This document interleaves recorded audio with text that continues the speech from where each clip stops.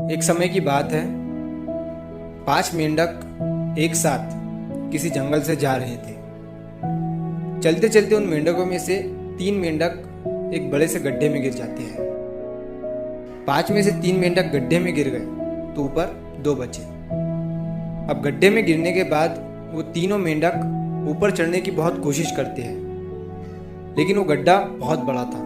उस गड्ढे से बाहर निकलना इतना आसान नहीं था।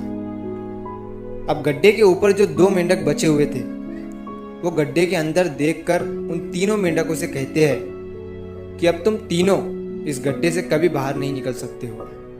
ये बहुत बड़ा गड्ढा है, तो तुम्हारा कोशिश करना व्यर्थ है।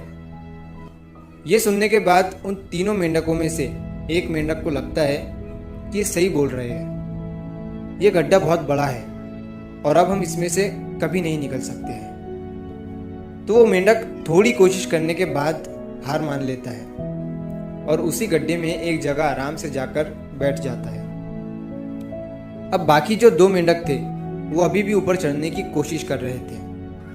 अब उन दोनों को देखकर ऊपर वाले मेंढक फिर से उन्हें ये कहते हैं कि तुम जो कोशिश कर रहे हो वो बेकार है। तुम इस गड्ढे से कभी बाहर नहीं निकल सकते हो और अब तुम्हें अपनी सारी जिंदगी इसी गड्ढे में गुजारनी पड़ेगी। अब ये सुनने के बाद जो 2 मेंढक कोशिश कर रहे थे ऊपर चढ़ने की, उनमें से एक और मेंढक को ये लगता है कि ये सही बोल रहे हैं। अब हम इस गड्ढे से कभी बाहर नहीं निकल सकते हैं और वो भी हार मानकर बैठ जाता है। लेकिन अभी भी उनमें से एक मेंढक ऊपर चढ़ने की कोशिश कर ही रहा था। ऊपर वाले 2 मेंढक उसे भी कहते हैं कि क्या तुम्हें सुनाई नहीं दे रहा है? उन दोनों ने हार मान लिया है और तुम अभी भी ये सोच रहे हो कि तुम इस बड़े से गड्ढे से बाहर निकल सकते हो।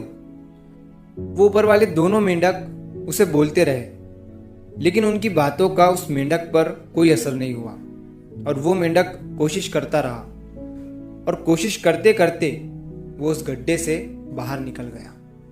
अब उसे वो सारे मेंढक देख रहे थे कि ये बाहर कैसे निकल गया। मैं आपको बताता हूँ कि वो मेंढक बाहर कैसे निकला। वो मेंढक इस बड़े गड्ढे से इसीलिए बाहर निकला क्योंकि वो मेंढक बहरा था, उसे कुछ सुनाई नहीं देता था।